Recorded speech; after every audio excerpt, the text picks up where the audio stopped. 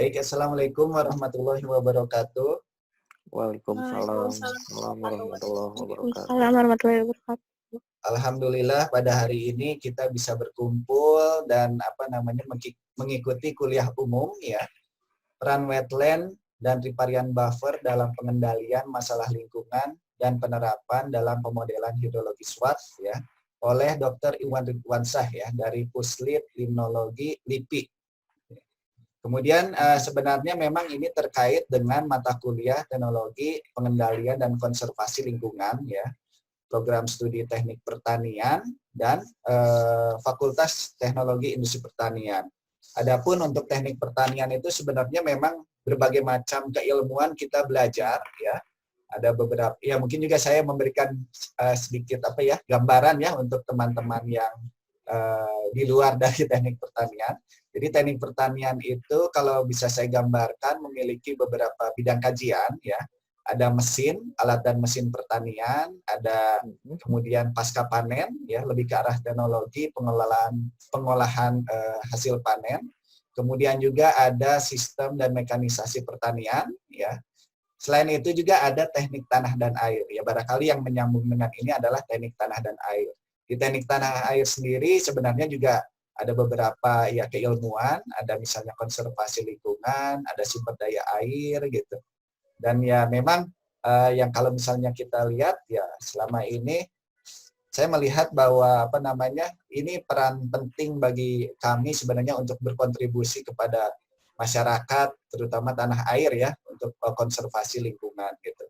Maka dari itu kami juga berupaya untuk menambah wawasan. Salah satunya ini mengundang Pak Iwan Ridwansyah nih sebagai peneliti di Puslit Limnologi ya. Ini kalau saya lihat ini kelompok penelitiannya mitigasi bencana lingkungan perairan darat ya. Dan ini juga kalau saya lihat dari segi penelitiannya sangat nyambung sekali dengan teknik tanah dan air ya. Ada analisis hidrometeorologi, pengendalian banjir ya di Jabodetabek ya. Kemudian juga untuk kelangkaan sumber daya air, kekeringan juga ya Pak ya. Ya. Ini pengendalian erosi dan sedimentasi ini saya banget gitu. Jadi mungkin bisa berkolaborasi juga ya. Tapi sebelumnya juga saya sudah banyak minta bahan materi Cimanuk ya Pak ya ke Bapak. Oh iya, itu kebetulan S2 saya juga di Cimanuk kan. S2 di Cimanuk, iya betul. Kemudian juga di sini ada dampak perubahan iklim terhadap kondisi curah hujan, ya, pemodelan proses dan respon hidrologi das.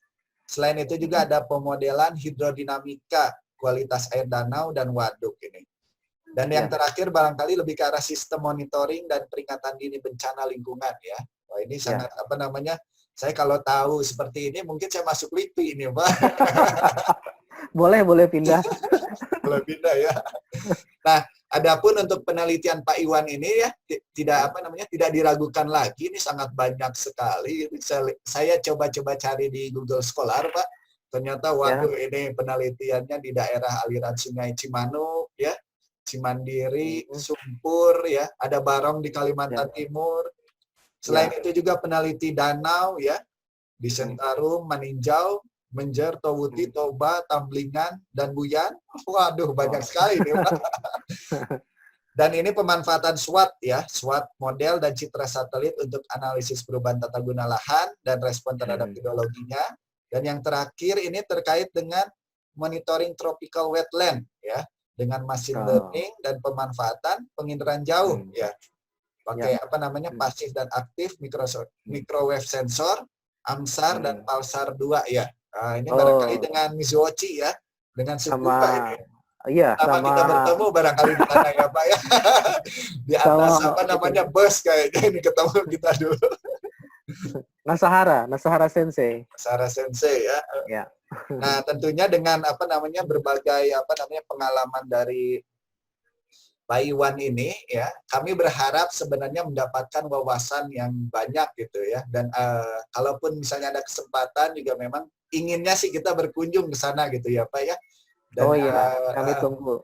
Dan Pak Iwan juga ini sudah membimbing mahasiswa kami ya di teknik pertanian, dan juga ada pembimbingan untuk PKL ya Pak ya. Alhamdulillah, Ya. terima kasih sekali ini. Jadi memang tidak salah lagi kami mengundang Pak Iwan ke sini ini ya. Barangkali itu dari saya.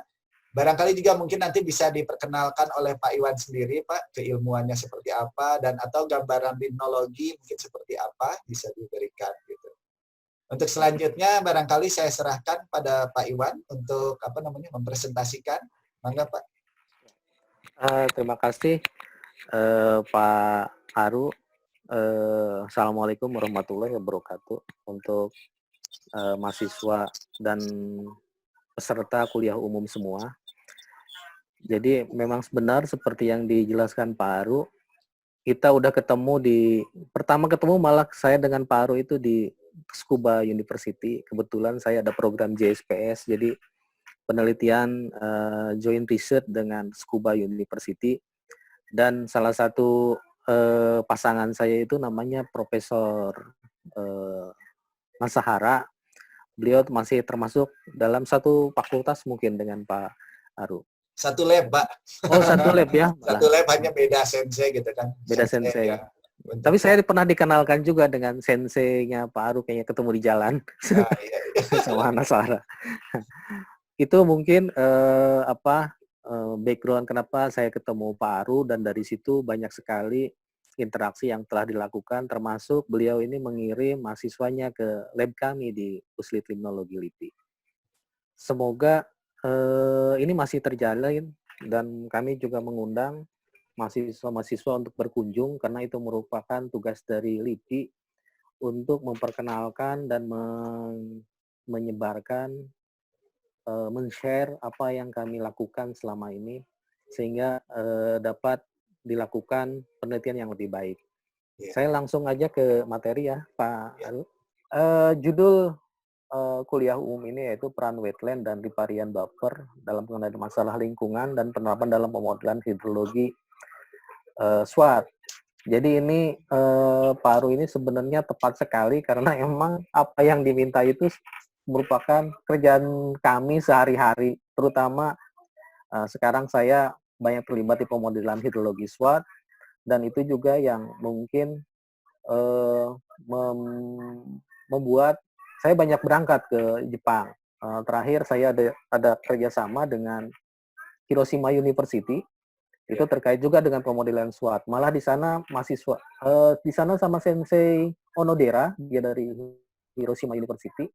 Nah di sana malah mahasiswanya hampir semua harus menggunakan SWOT. Jadi begitu kayak saya ke sana malah ngajarin mahasiswanya. Iya, iya. Dan ini ada penelitian baru, kami lagi masukkan proposal ke IASIA JST ya. Sebenarnya itu harus dengan universitas, makanya saya kerjasama dengan IPB. Nah, itu mungkin juga mirip dengan ini nanti kalau ada mahasiswa yang mau terlibat juga, karena itu mengenai selain pemodelan SWOT, pencemaran nitrit tapi dengan pemodelan. Jadi karena mereka udah pakai radioaktif isotop itunya untuk menstressernya, dan mungkin nanti kami membuat demplot untuk penelitian itu di Puncak dan di Cisadane. Itu gambaran awalnya, mungkin nanti mahasiswa yang tertarik bisa ikut terlibat di situ, karena itu sangat monitoring sekali. Kalau kami peneliti yang harus tiap minggu ke sana itu agak susah. Biasanya mahasiswa lebih perjuangannya lebih tinggi. Oh iya Pak, terkait dengan itu juga sebenarnya di kita kan sekarang ada kampus Merdeka ya Pak ya. Jadi dengan kampus Merdeka itu memungkinkan mahasiswa itu magang atau penelitian, ya mungkin kalau di lembaga penelitian itu penelitian gitu ya Pak ya. Nah itu bisa sampai 6 bulan gitu. Kampus Merdeka sendiri itu ya sebenarnya 3 semester gitu ya. Nah setiap semester dihitungnya kalau magang di luar itu ya jadi 20 SKS. Jadi ini sebenarnya ya kita mungkin bisa nanti MOU atau apa gitu. Oh iya. Pak, mangga Pak, ya boleh Pak. Ya, siap. Nanti kalau udah keterima ya, saya kabarin. Proposalnya. Baik, saya perkenalkan dulu mungkin, walaupun udah diperkenalkan sama Pak Aru. Jadi nama saya Iwan Ridwansyah, saya bekerja di Research Center Puslit Limnologi dan keahlian saya di hidrologi, kemudian watershed management dan GIS remote sensing. Sebenarnya ada salah satu lagi yang belum ketulis keahlian. Saya S1-nya geologi. Jadi geologi ya. geologi, kemudian S2-nya GIS remote sensing dan terakhir di pengolahan das. Dan sekarang saya jadi koordinator kelompok penelitian mitigasi bencana peredaran darat di Puslit Limnologi LIPI. Mungkin nanti berubah karena sekarang lagi bergabung nanti dengan BRIN. Saya nggak tahu LIPI-nya masih ada atau nanti limnologi BRIN gitu. Itu masih didiskusikan di pusat sana. Kemudian ini sudah dijelaskan Pak Aru juga. Ini adalah pusat penelitian kami limnologi di LIPI. Emang sangat luas sekali, mulai dari studi fisika, kimia, dan biologi interaksinya di perairan darat terutama, itu mulai dari sungai, kemudian di danau, wetland, reservoir, dan catchment-nya terutama, karena kami meneliti ini ekosistem perairan darat. Jadi sampai ke catchment-nya. Kemudian dulu kami punya kantor di Maninjau, sekarang sudah ditutup, yaitu dalam rangka karena emang eselonnya makin berkurang karena akan gabung dengan BRIN, tapi gedungnya masih ada dan sekarang kemarin malah dibangun lab untuk penelitian di sana. Tapi begitu selesai ternyata masih ditinggal. Fasilitasnya di Maninjau itu mulai dari perahu untuk penelitian dan untuk pengamatan iklim juga AWS kami pasang di sana, tetapi dalam beberapa minggu atau beberapa bulan ke depan akan kami tarik semua ke Bogor lagi, sayang sekali. Kemudian fungsinya ya itu untuk penelitian dan membuat kebijakan di ekosistem perairan darat dan juga dalam perencanaan evaluasi untuk peneliti-peneliti limnologi. Nah, ini outline dari presentasi dalam kuliah umum ini. Yang pertama pendahuluan, kemudian pengendalian permasalahan lingkungan, konservasi tanah dan air, kemudian penjelasan wetland itu seperti apa sih, sama riparian buffer ya, kemudian penerapannya seperti apa, penelitian wetland. Nah, itu sesi 1 mungkin agak panjang, kemudian nanti setelah sesi 1 selesai, kemudian ada penerapan dalam model hidrologi SWOT. Nah, ini yang beberapa memang sudah saya pakai penelitian terutama di Maninjau, karena kami di Maninjau berkolaborasi semua aspek penelitian dari mulai ahli geologi dan segala macam, termasuk Bu Fahmi tadi ada wetland, ada perikanan. Hasilnya kami simulasi dengan model SWOT. Maksudnya seperti itu sebenarnya rencananya. Kemudian nanti diskusi atau ada pertanyaan dari mahasiswa sekalian. Kemudian latar belakang dari kenapa memang sangat perlu sekali kita menerapkan teknik-teknik konservasi atau di Paru mungkin kenalnya kalau di Tsuskuba Base Management Practice itu diterapnya. Kenapa? Karena emang kondisi negara kita itu berada di tengah-tengah penunjaman lempeng dan itu mengakibatkan emang negara kita tidak hanya bencana, swalayan bencana lah karena banyak, tetapi juga merupakan berkah karena dari letusan gunung api itu tanahnya subur. Jadi banyak gunung api karena kesuburannya, beberapa gunung api malah dieksploitasi pertaniannya mungkin tanpa dibekali dengan teknik-teknik konservasi sehingga banyak sekali pencemaran loading sedimen, nutrien yang tentunya akan mengalir ke perairan-perairan di hilirnya. Kemudian dampak dari kenapa kita berada di itu tadi setelah saya jelaskan banyak sekali bencana. Kita seperti swalayan bencana, mulai dari gempa, kemudian tanah longsor akibat gempa ya, kalau bencana geologi itu, kemudian tsunami juga dan letusan gunung api itu sangat menjadi suatu yang lumrah kejadiannya di negara tercinta kita ini. Tetapi di balik itu sebenarnya terlimpah suatu manfaat yang sangat besar karena letusan gunung api juga membawa material-material yang sangat subur sehingga bisa digunakan oleh masyarakat kita untuk pertanian. Tetapi memang kaidah-kaidah lingkungan harus tetap kedepankan. Kemudian juga karena saya koordinator mitigasi bencana, itu ada bencana hidroklimatologi juga, mulai dari banjir bandang itu suatu tinggal giliran aja, mulai dari Jawa, Sumatera, terakhir di Aceh kemarin terjadi banjir bandang, kemudian banjir bandang, yang terakhir malah dekat rumah ada banjir bandang di daerah Lewiliang sana, dekat kampung halaman saya, itu ada banjir bandang juga sampai ada korban meninggal. Nah itu memang dampak yang saya bilang tadi, karena emang daerah-daerah hulu dimanfaatkan terlalu berlebihan, dan itu perlu masukan dari ahli-ahli baik pertanian, terutama pertanian yang mengerti tentang cara-cara konservasi dan pertanian yang ramah lingkungan. Semoga nanti mahasiswa, adik-adik semua nanti kalau masuk ke bidang itu dapat memberikan saran-saran teknik-teknik pertanian apa yang aman sehingga bencana-bencana hidroklimatologi ini bisa kita hindari atau minimal diminimalisir. Kemudian ini juga nyambung sebenarnya dengan bencana hidroklimatologi, itu bencana keairan karena emang dampak dari pertumbuhan manusia dan perubahan lahan yang terjadi semuanya masuk ke perairan, terutama kalau di Sumatera, kemudian di Kalimantan dan Sulawesi banyak danau-danau besar yang menjadi tampungan dari aktivitas pertanian atau penggunaan lahan di atasnya. Salah satu contoh ini di Maninjau, tetapi ini masih debatable berapa banyak sebenarnya dari das, karena dasnya catchment-nya kecil ya. Kalau danau vulkanik dia biasanya catchment-nya lebih kecil dibanding danau tektonik. Kemudian contoh lain di Danau Matano di Sulawesi, sebagian besar wilayah dasnya itu banyak digunakan sekarang alih fungsi lahan dari hutan menjadi pertanian lada.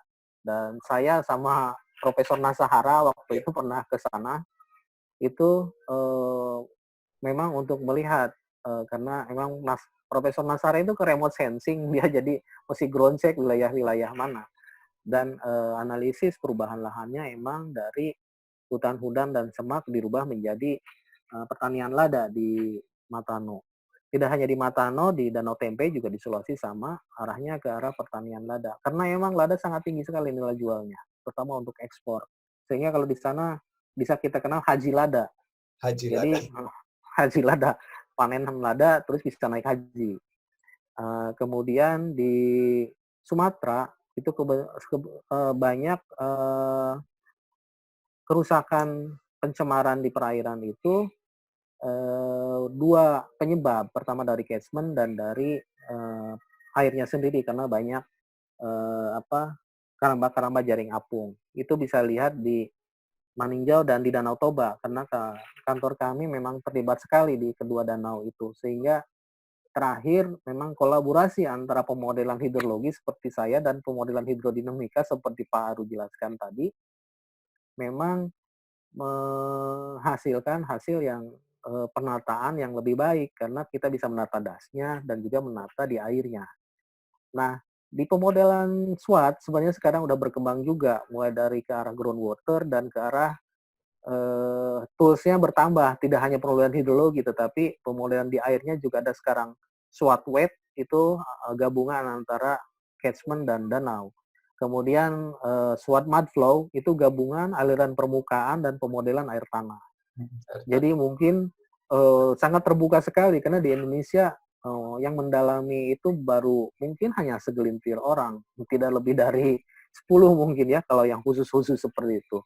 Jadi kalau mahasiswa nanti mau melakukan penelitian dengan aplikasi ini, dengan background-nya teknik pertanian, saya pikir sangat sangat cocok sekali nanti. Karena banyak sekali teknik pertanian yang bisa diterapkan. Dan sebagai catatan, SWOT itu didesain oleh Departemen Pertaniannya Amerika, ARS ya. Jadi emang sebagian besar itunya digunakan dalam pertanian. Kemudian ini contohnya edifikasi di Danau Maninjau. Kalau bisa lihat dua perbedaan ini sangat hijau sekali karena emang danaunya jadi sangat subur sekali. Tetapi perubahannya ini bukan dalam jangka waktu lama. Kadang-kadang kalau ada aktivitas tambangnya itu berkurang, itu bisa hilang jernih, tetapi aktif kembali akan terjadi edifikasi lagi. Atau dari daratnya juga begitu banyak pemupukan, nah itu akan terpicu karena emang si danau ini ambang batasnya emang sudah sangat sangat kritis sekali. Begitu dipicu sedikit, nanti blooming alga dia akan muncul. Kemudian ini penyebab yang lain. Sebenarnya ini penelitian S3 saya di Cisadane.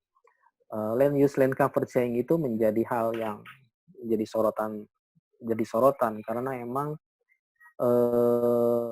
pertumbuhan penduduk, kita memang tidak bisa menghindar perubahan land use ini karena memang kebutuhan akan ruang dan kebutuhan untuk budidaya. Ini bisa kita lihat dari tahun 92 kemudian 2005, merah ini pemukiman ya, lahan terbangun. Dari 2009 sampai 2012 itu makin berkembang sekali eh, apa eh, lahan terbangunnya, terutama pemukiman. Dan penelitian S3 saya sebenarnya hanya sebagian, ada di Cisadane aja. Tetapi ini proyek secara keseluruhan Jabodetabek itu proyeknya dari penelitian di kantor kami. Dan itu sebenarnya udah lama dari tahun 2000, mungkin 2010 ke bawah, sebelumnya udah ada penelitian tentang dampak perubahan lahan. Kemudian ada bisa kita bandingkan ini pertumbuhan penduduk 10 tahun dalam 4 periode, bisa kita lihat seperti apa pertumbuhan penduduknya. Kemudian kalau kita simulasi dengan SWOT, ini sebagai background supaya bisa kita membayangkan dampak dari perubahan land use. Jadi kalau saya simulasi tahun 90, 2010 dan 2030, karena pada pas penelitian S3 saya memproyeksi juga penggunaan lahan masa depan. Tapi waktu itu saya belum main-main di iklim. Jadi cuma saya simulasi land use proyeksi 2030, walaupun belum terjadi, nanti mungkin 2030 kita lihat proyeksi saya masih benar apa enggak. Hasil simulasinya memang debit puncak pada satu kejadian itu makin naik. Dan kalau di tahun 2030 itu tidak kita redam, itu akan naiknya mengakibatkan periode ulang banjir itu makin sering. Nah, itu yang terjadi. Sebenarnya indikator dari perubahan lahan ini sebenarnya karena SWOT untuk aliran permukaannya pakai SS cube number, jadi kita bisa lihat rata-rata CN-nya itu makin lama makin naik. Kemudian ini background supaya bisa kita membedakan pencemaran itu ada point source dan non point source ya. Nah, kalau dari pertanian itu termasuk non point source. Kemudian yang pencemaran dari pabrik yang berupa titik-titik masukan ke perairan itu masuknya point source. Dua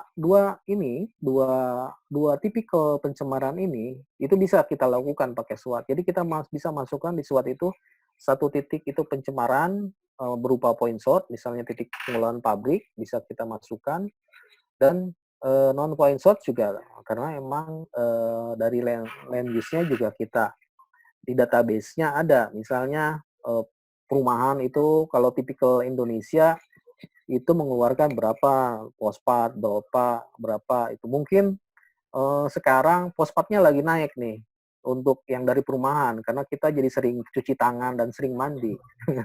Keluar belanja pulang langsung mandi kan. Kalau saya gitu belanja langsung mandi pulang. Dari kerjain apapun sedikit langsung cuci tangan. Tetapi implikasi dari itu mungkin juga pencemaran fosfat akan lebih tinggi.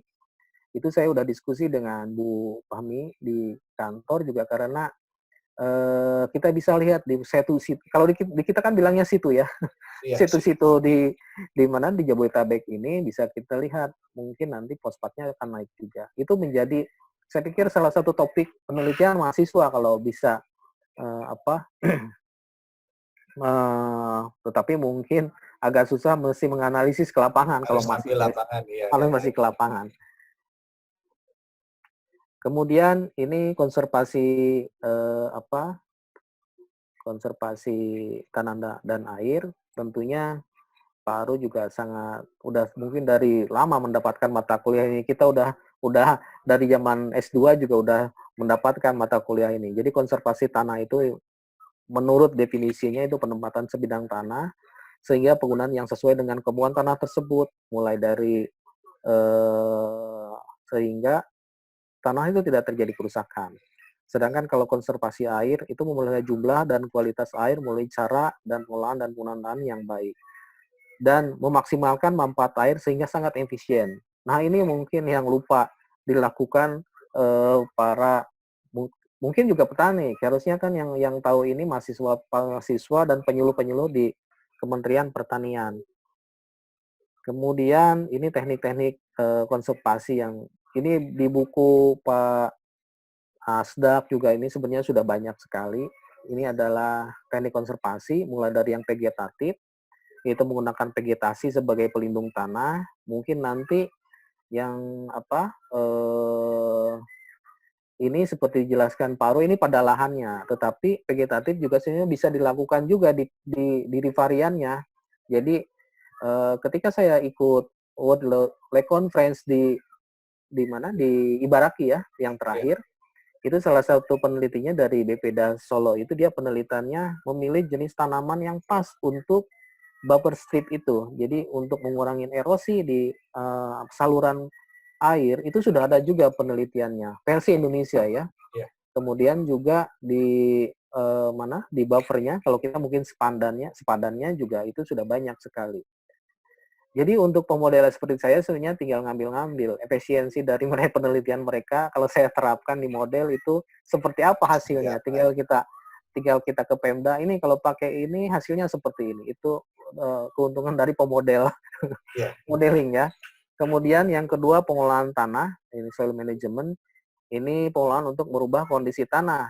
Misalnya pemberian bahan organik, terus drainasenya diperbaiki, kemudian tanpa perlakuan, misalnya begitu sudah panen itu nggak usah bekas-bekasnya itu nggak usah dibersihkan, land clearing sama sekali itu sangat sangat tidak direkomendasikan karena nanti erosinya sangat tinggi. Selain itu juga unsur hara yang ada masih bisa dipakai untuk pengolahan yang keduanya. Dan yang ketiga adalah pemberian bahan stabilizometer itu untuk pada tanah sehingga di tanah mungkin agregatnya lebih kuat sehingga tidak mudah tererosi. Yang ketiga itu sudah masuk ini mekanika teknik sipilnya, misalnya pengendalian energi erosi seperti terasering, saluran air, kemudian membangun dam, dan ini yang terakhir teknologi yang ada itu geotekstil. Nah ini sebenarnya kami di kawasan Cibinong sedang menata ulang kawasan karena saya orang hidrologi dan watershed management, keahlian kami ditugaskan untuk kawasan Cibinong itu zero run off. Jadi begitu hujan, nggak ada air yang keluar dari kawasan. Nah itu salah satu teknik yang dipakai itu geotekstil dan membuat wetland untuk menampung polder-polder air sementara.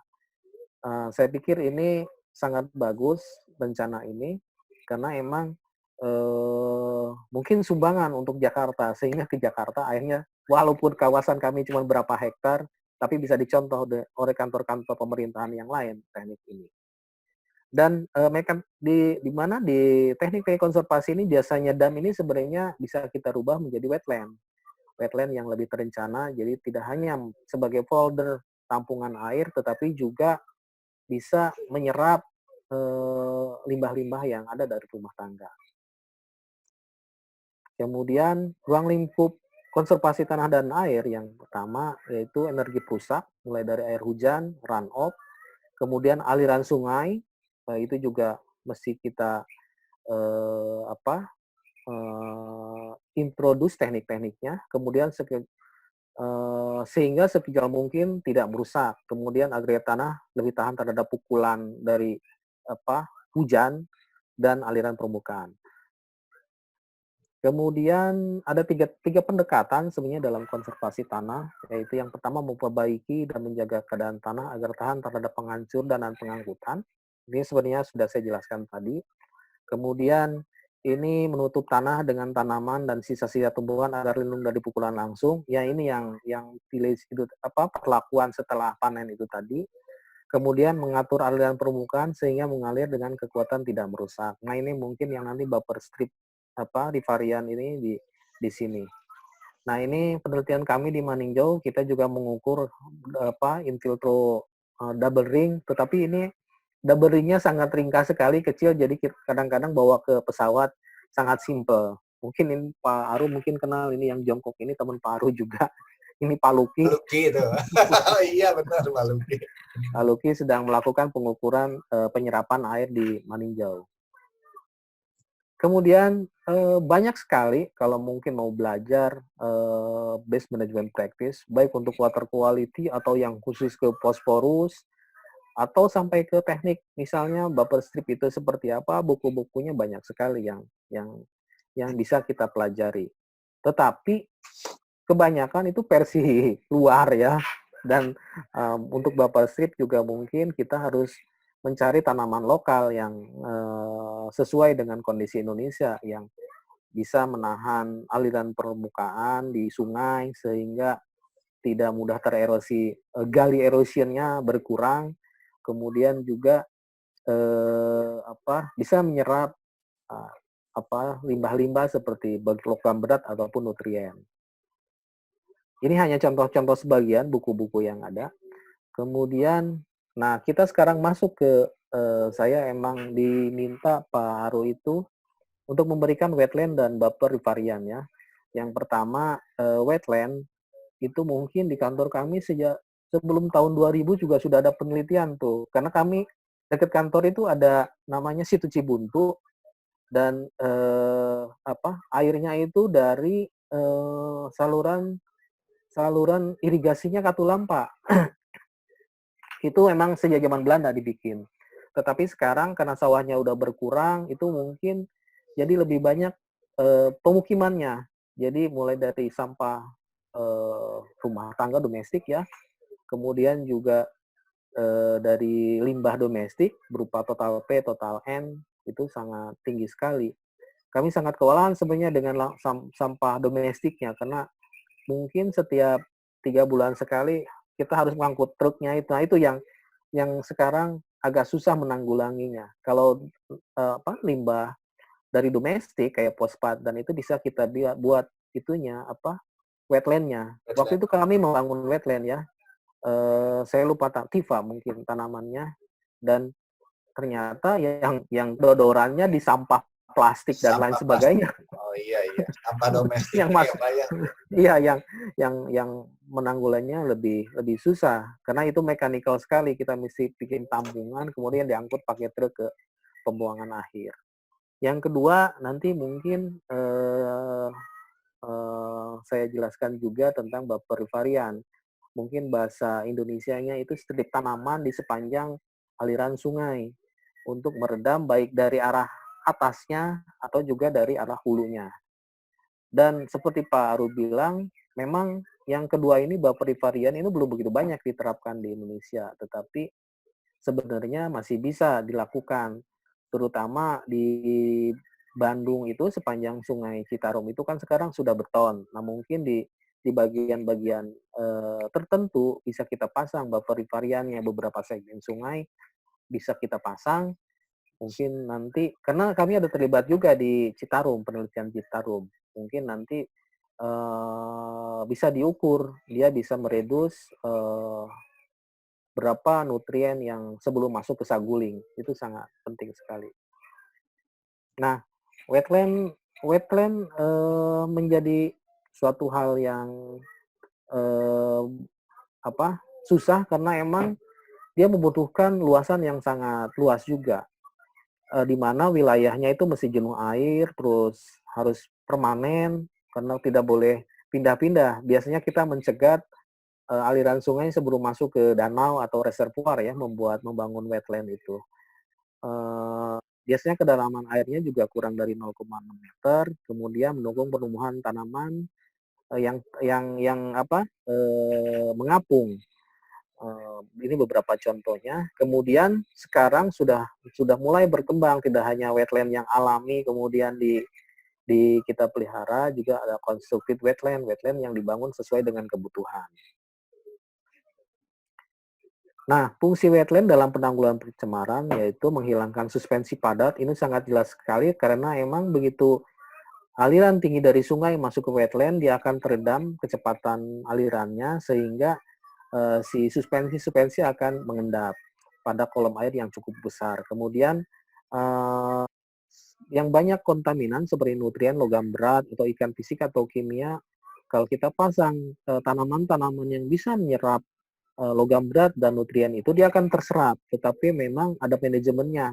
Misalnya biasanya kita panen dulu, misalnya kita panen supaya dia akan tetap tumbuh. Manajemennya ada yang mesti dilakukan juga. Nah, pada constructed wetland ada 3 faktor utama, yaitu area yang digenangi itu harus mendukung kehidupnya tanaman akuatik jenis hidrofita. Kemudian yang kedua, media tumbuh berupa tanah yang selalu tergenang air. Nah, ini yang agak susah karena kan emang sekarang sungai-sungai di kita cenderung berubah dari sungai yang kontinu menjadi sungai yang intermittent. Karena begitu nggak ada air dari hulunya, tentunya media tumbuh yang tanah itu tidak tergenang air itu. Nah, kemudian tanaman yang kita desain untuk menyerap baik sedimen ataupun limbah itu akan mati juga kalau nggak ada airnya. Nah, manajemen seperti ini yang mungkin harus kita prediksi. Karena emang mungkin Paru juga udah bisa melihat sungai-sungai di Bandung juga mungkin sekarang sudah berubah dari sungai-sungai yang dulunya kontinu karena di atasnya udah berubah akibat perubahan lahan itu, malah sekarang lebih ke intermittent, pada musim kemarau sampai nggak ada air sama sekali. Kemudian manfaatnya ini bisa jadi removal dari BOD, kemudian nitrogen, fosfor, trace metal atau logam berat, dan toksik organik kompon lainnya. Tetapi juga punya fungsi ekologi wetland itu, terutama tempat makan dan habitat kehidupan liar. Kalau Paru masih ingat, mungkin di sekitar Tsukuba kan ada beberapa wetland yang dibangun kampus untuk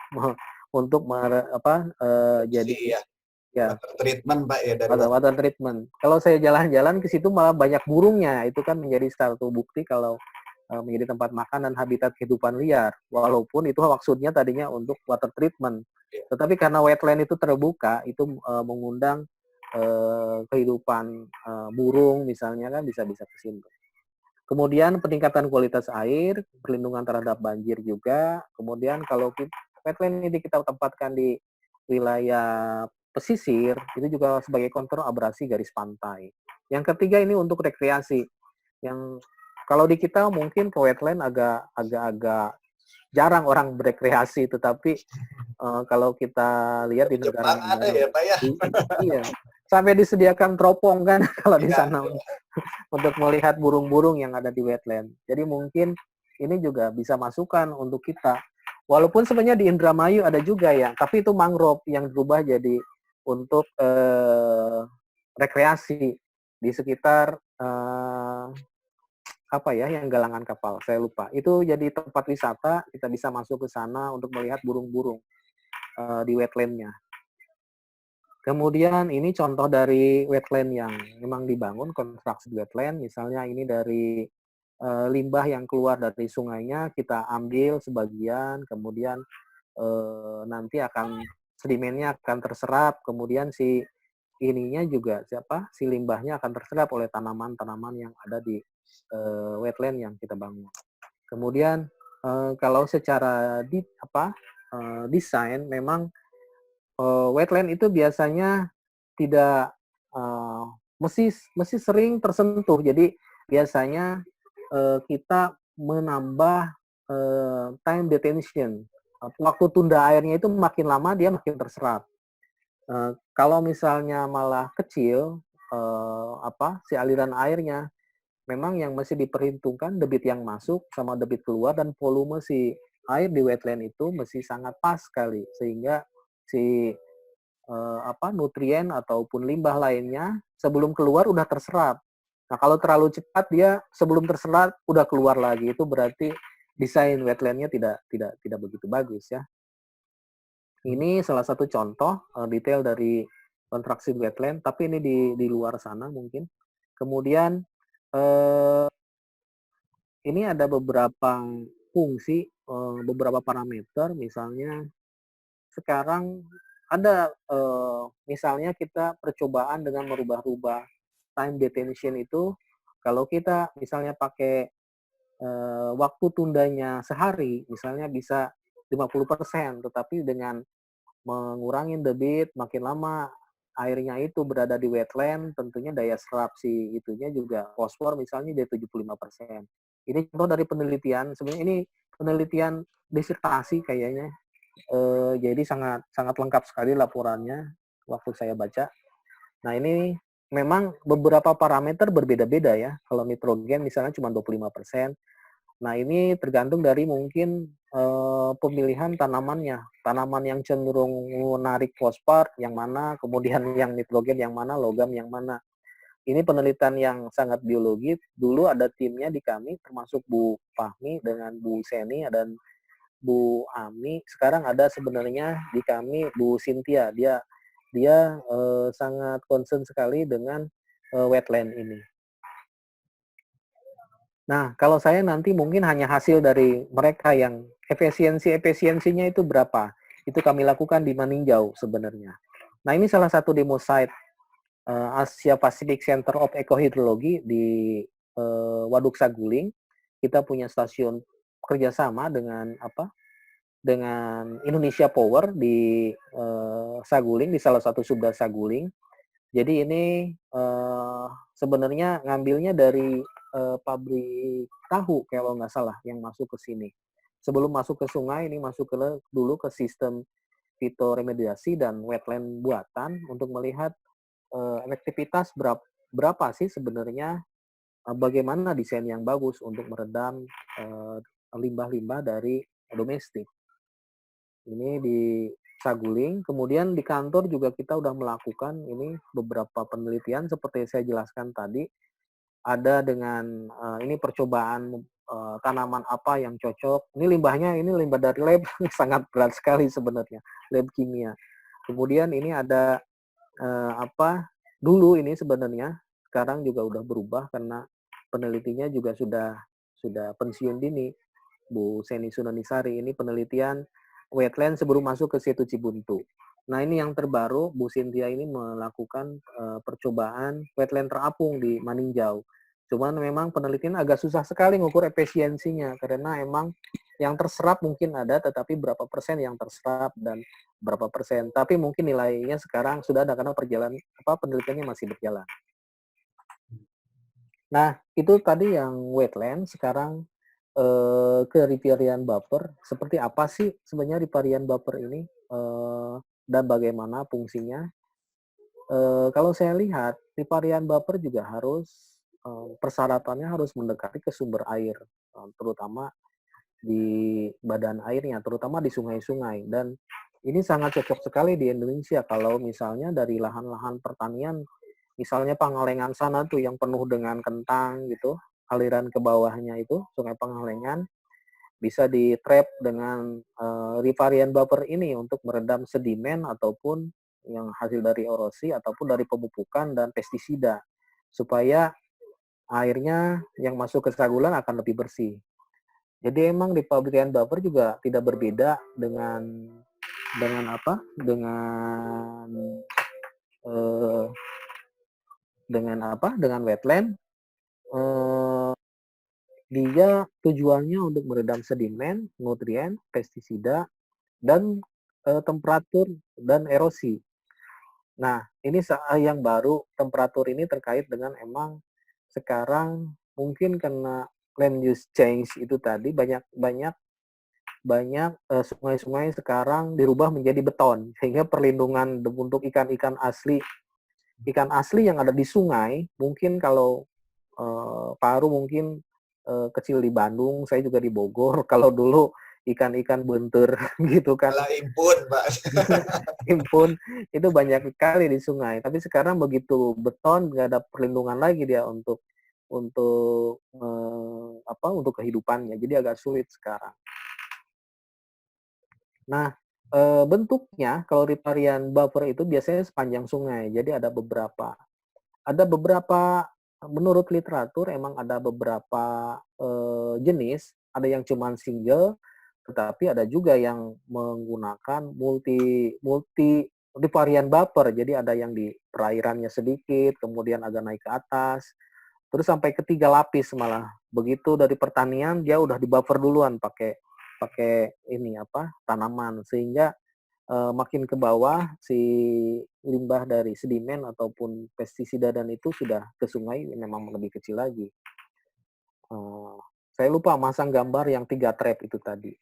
Nah, keuntungan dari, stream buffer itu pertama untuk memproteksi, si si tebing-tebing dari erosi. Nah, ini memang penelitian ini sudah banyak dilakukan di Indonesia, terutama memilih jenis tanaman apa yang cocok di Indonesia karena memang, ada beberapa tanaman malah begitu ditanam karena dia lemah, malah dia terbawa begitu banjir dan membawa tanah di akarnya, sehingga itu malah tidak begitu bagus untuk pengendalian sedimen.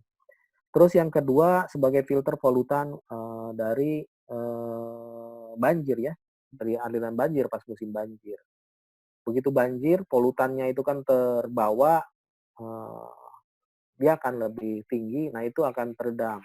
Kemudian untuk meredus, dampak dari banjir yang saya jelaskan tadi. Begitu, saluran air itu di beton, dia manning-nya akan lebih kekasaran manning akan membuat kecepatan aliran makin tinggi. Nah itu yang, travel time-nya juga akan lebih cepat datang ke wilayah hilir. Nah kalau kita, eee, redam dengan tanaman-tanaman, posisi manning-nya akan membuat, alirannya juga makin lambat.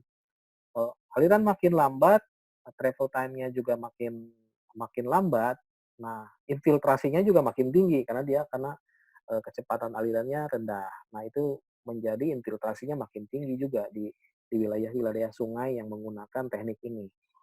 Yang keempat itu membuat habitat untuk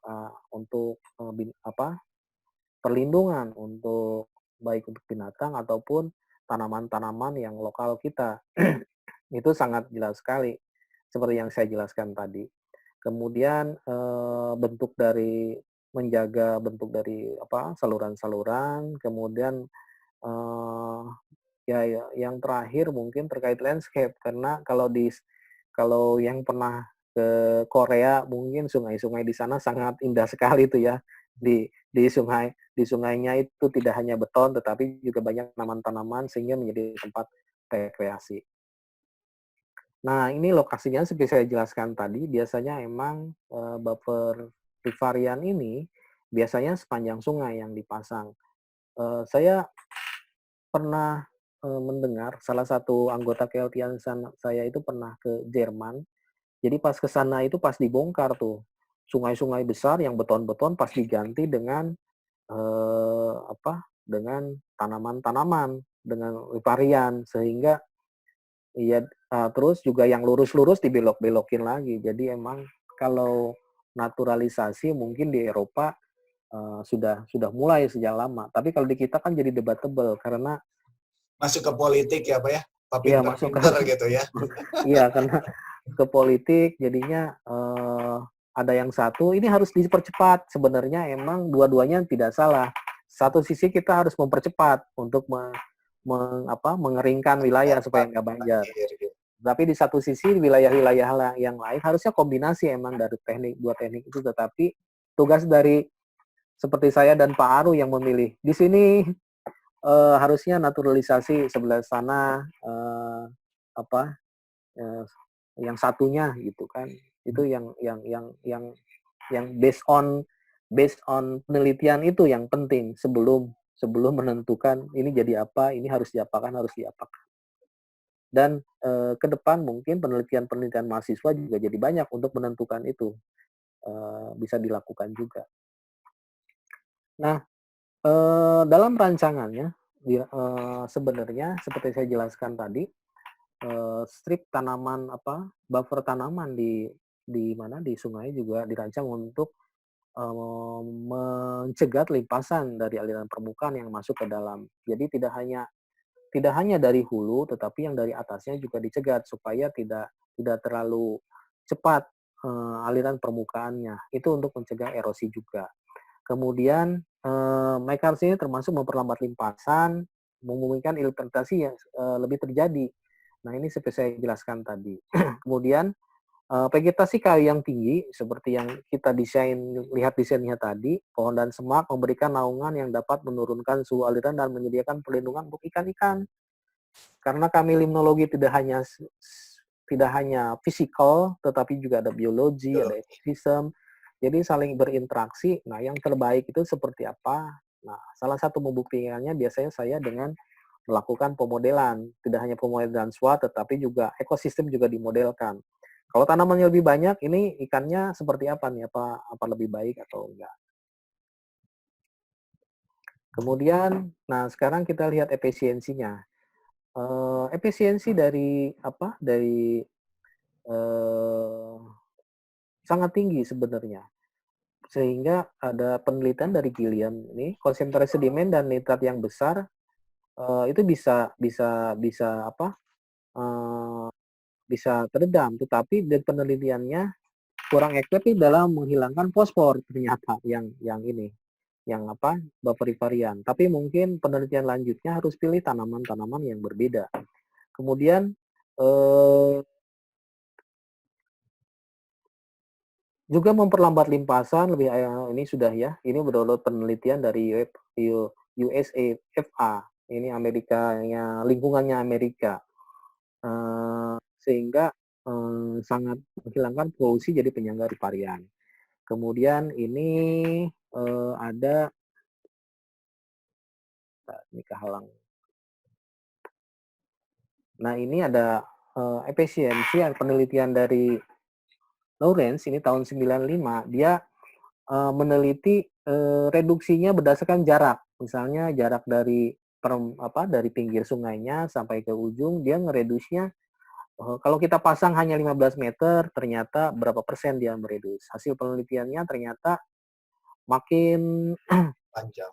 ada yang optimumnya di berapa ini ada, kemudian, makin jauh ternyata ngeredusnya juga nggak terlalu banyak ya. Jadi memang desainnya itu harus kita pikirkan, kemudian desainnya harus kita simulasi dulu seperti apa, baru kita terapkan di lapangan. Nah, kalau studi dari Siversen sendiri tahun 2005 itu nitrogen dan sedimen ini ada 60, kemudian 85% itunya reduksinya tinggi sekali ini. Kemudian 3781 dan untuk sedimen tinggi juga 8191. Nah, di sini yang rendah malah nitrogen. Jadi itu tadi mungkin penelitian-penelitian kalau kita lihat lebih dalam dari penelitian itu harus kita lihat jenis tanamannya apa, kemudian desainnya seperti apa. Mungkin nanti penelitian-penelitian yang kita lakukan sebenarnya tidak mengulang, tetapi memperbaiki yang di luar sana penelitian yang sudah dilakukan. Nah, itu sesi pertama sebenarnya gambaran dari konservasi teknik dan air baik di luar ataupun di Indonesia. Saya sekarang masuk ke sesi kedua, bagaimana kita menerapkannya dalam pemodelan hidrologi SWOT. Ini tujuannya apa? Mungkin ini kalau yang suka nonton Big Bang Theory kenal ini si Sheldon Cooper nih, dia salah satu peneliti juga. Jadi dia berpikir tujuannya seperti apa sebenarnya pemodelan? Kenapa harus dimodelkan? Nah ini mungkin tugas dari mahasiswa nanti, mahasiswanya Pak Aru, nanti kenapa harus dimodelkan? Tugasnya nanti dikirim ke Pak Aru aja. Kenapa kita harus memodelkan teknik-teknik konservasi sebelum kita terapkan di kenyataannya? Karena desainnya nanti bergantung sama penelitian di pemodelan ini. Nah, sebelum mulai saya jelaskan dulu memperkenalkan dulu model SWOT itu apa, seperti saya jelaskan tadi. SWAT atau singkatan dari Soil Water and Assessment Tool adalah sebuah model berskala das yang dikembangkan oleh Jeff Arnold untuk USDA Agriculture Research ARS ya. Jadi Departemen Pertaniannya Amerika. Pada dulunya itu dikembangkannya berupa SWAT. Jadi tools tapi dalam ArcView yang mungkin JS sudah kenal ya. Dulu kita pakai ArcView, tetapi sekarang sudah berkembang ke GIS ya. Bahkan ada di Quantum juga.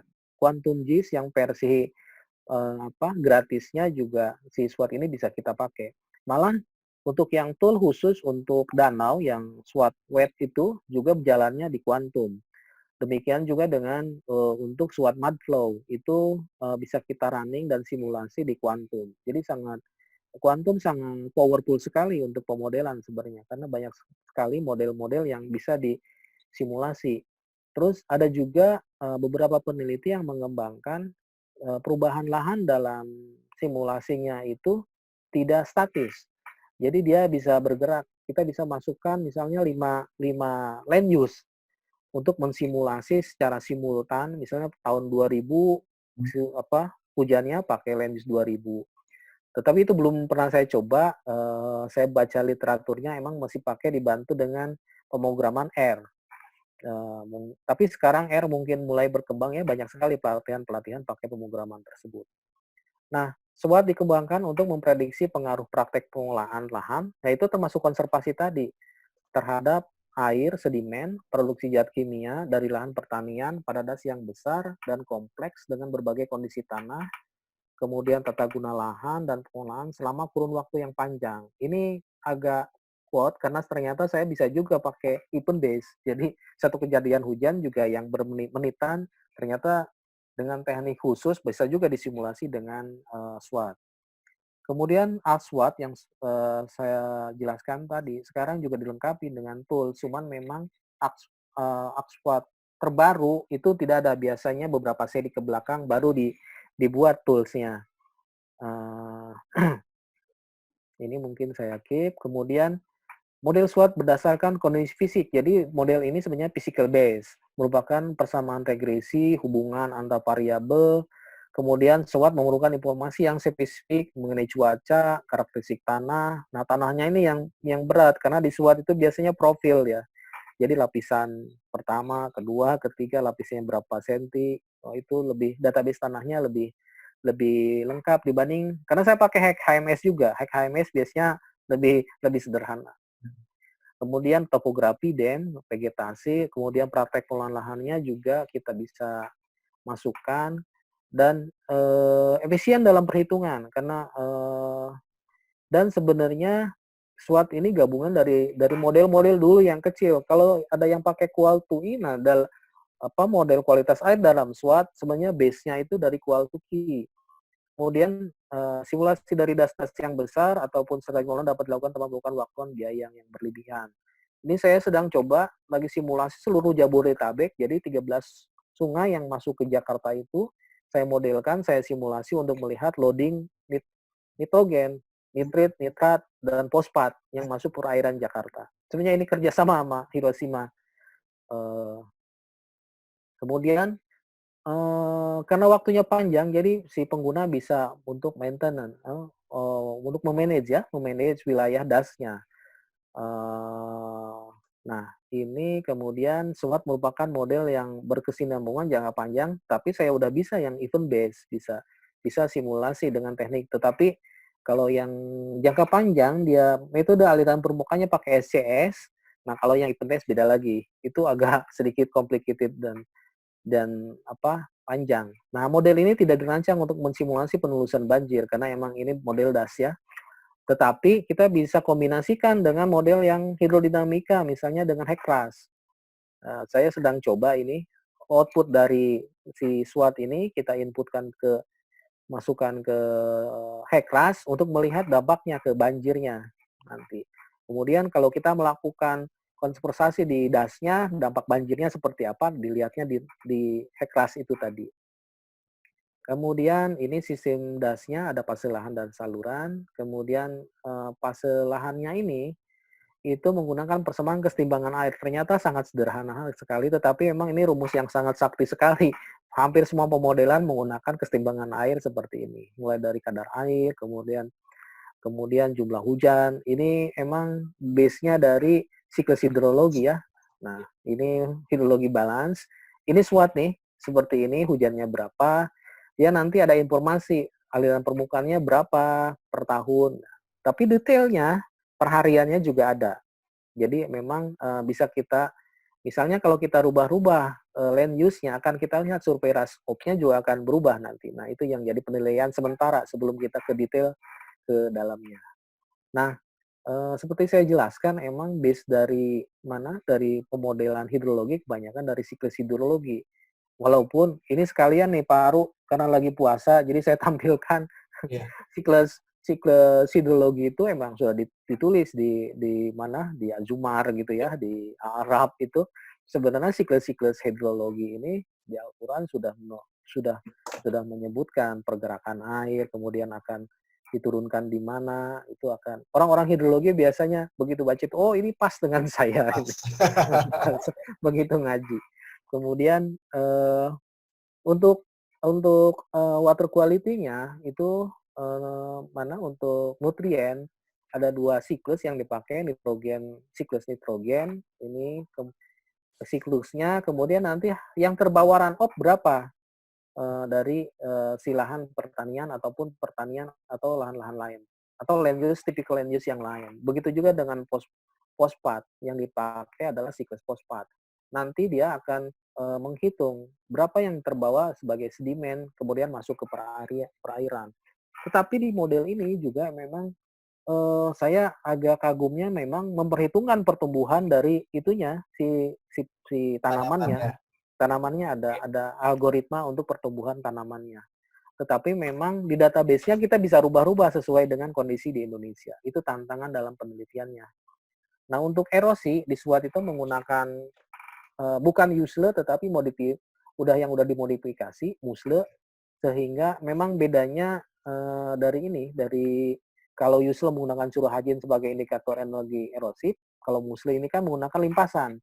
Jadi memang lebih ini dia membuat beberapa kelebihan, terutama dari akurasi prediksi dari model, kemudian SDR tuh sedimen delivery ratio jadi nggak ada lagi karena emang nanti hasilnya udah berupa loading loading sedimen di masing-masing subcatchment karena kan ini semi distributed model ya.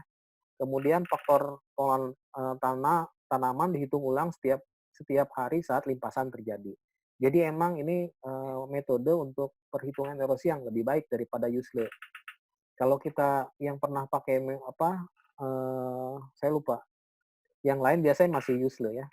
Kemudian ini sebenarnya sudah diterangkan model ini digunakan untuk pengambil keputusan, pengelola dan untuk memanage baik dari karena iklim, perubahan vegetasi atau reservoir, groundwater, kemudian pengambilan ya, kemudian water transfer. Jadi sebenarnya model ini bisa kita untuk irigasi juga pada titik-titik tertentu bisa kita ambil berapa per hari meter kubik per hari. Saya sebenarnya mau mensimulasi perpindahan antara sudetan. Jadi kalau Ciliwung di Sudet masuk ke Cisadane itu bisa saya modelkan juga seperti itu sebenarnya. Kan itu sebenarnya oh ini berbahaya untuk Cisadane kalau di Sudet. Nah, itu sebenarnya kita bisa modelkan dulu pakai hidrologi model ini. Kemudian input datanya tadi udah ya elevasi, nanti ada yang lebih jelas. Nah, ini yang lebih jelasnya sebenarnya sederhana sekali. Kita hanya membutuhkan DM, kita bisa download yang gratis. Hampir semua DM sekarang gratis, bahkan yang dari BIG, Demnas yang 8 meter juga gratis. Jadi sekarang yang das-das kecil juga bisa kita simulasi ya. Kemudian land use, kemudian ini yang berat mungkin kalau buat bukan base-nya dari tanah. Karakteristik tanahnya itu di SWOT ini sangat lengkap, sehingga pengambilan datanya juga harus lengkap. Kemudian yang terakhir iklim. Nah, iklimnya dalam beberapa penelitian bisa proyeksi iklim juga dimasukkan. Salah satu yang sedang saya lakukan yaitu masukkan GCM, global perubahan iklim global, saya masukkan untuk melihat dampak perubahan iklim pada suatu catchment. Nah, begitu masuk kita harus kalibrasi dan validasi. Nah, ininya metodenya biasanya. Nah, bersyukurnya sekarang kalau di aplikasi yang lain mungkin harus membangun untuk automatic calibration-nya. Kalau di SWOT itu udah ada yang buat. Ya, betul. Ini orang Iran yang bikin, makanya yang metode yang pertama SUPI. Karena yang bikin orang Iran. Nah, ini si SWOT ini bisa automatic calibration. Jadi kita tinggal masukkan project dari SWOT yang di ArcGIS, kemudian masukkan data dan hasil simulasinya, nanti dia memberikan luarannya, ranking dari sensitivity parameter, mana yang paling sensitif itu dikeluarkan nanti. Misalnya CN itu sensitif sekali, dia ranking 1. Kemudian juga dia nanti akan merubah parameter-parameternya secara otomatis sehingga si NSE untuk menilai mana NSE dan R square-nya atau metode penilaian yang lain itu merubah parameter sehingga lebih bagus. Ini metodenya. Kemudian biasanya kita pakai kriteria apa untuk menilai model itu kan? Ada Moriarty dan ada lain sebagainya. Kalau NSE biasanya pakai Moriarty. Nah, ini yang saya ceritakan tadi, saya simulasi dari event nih. Ini 15 menitan hujan saya simulasi. Ternyata di SWOT yang di itunya dulu tidak bisa, sekarang bisa.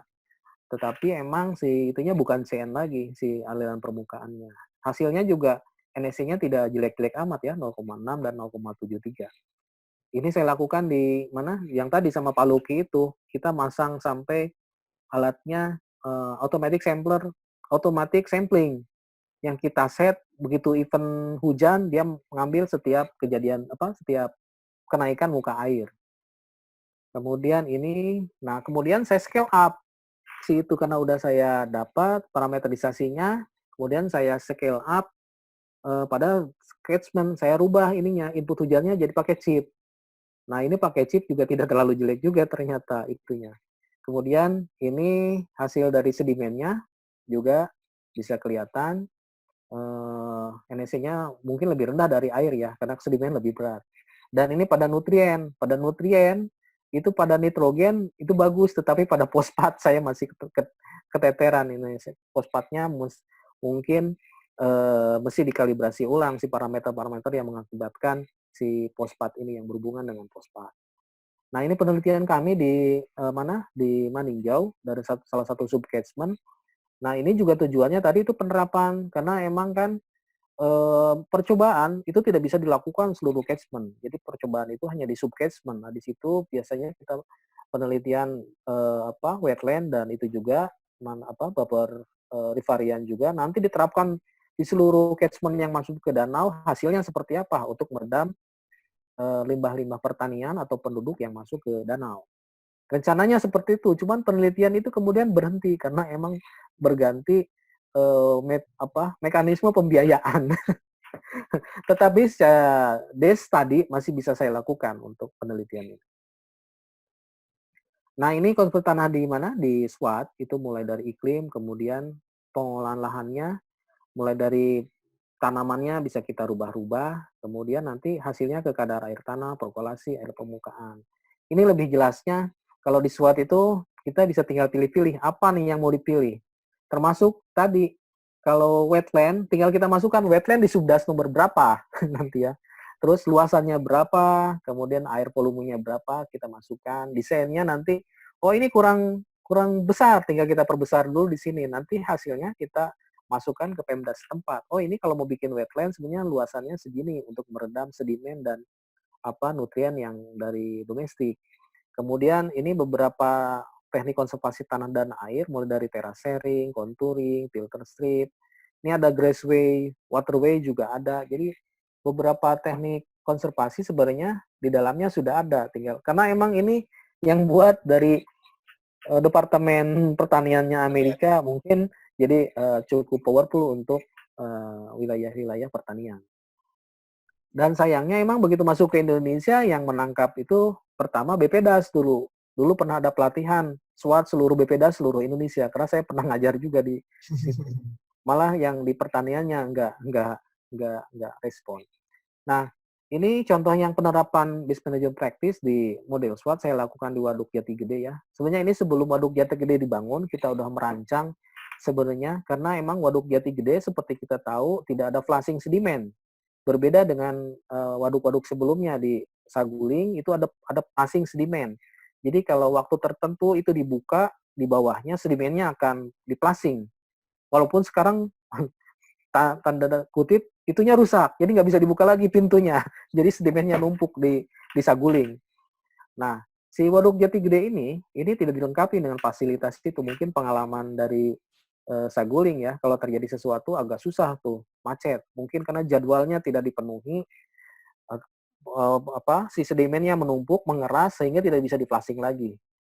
Saya sebenarnya pernah diminta konsultasi sama Indonesia Power, gimana caranya menghidupkan lagi. Nah, kalau ada yang bisa mungkin dananya lumayan itu dari Indonesia Power karena itu akan dan storage-nya akan lebih panjang lagi kalau itu bisa bisa bisa di ini ya, diperbaiki.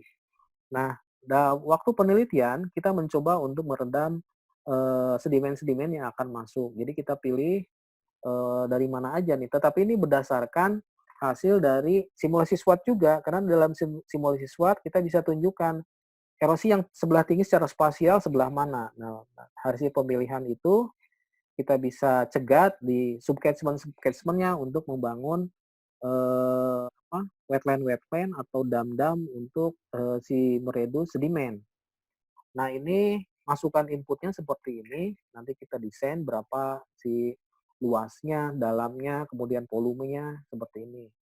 Kemudian saya juga mensimulasi ini base management practice, teknik konservasi air, salah satu PLTA kecil di Lewiliang sana. Jadi bisa kita wilayah ini kalau dihijaukan, karena kan emang yang garis-garis ini kan taman nasional, tapi beberapa wilayah dibuka ya. Jadi kalau dihijaukan, kemudian torak dan contouring yang kuning berdasarkan persyaratan kemiringan lereng kan.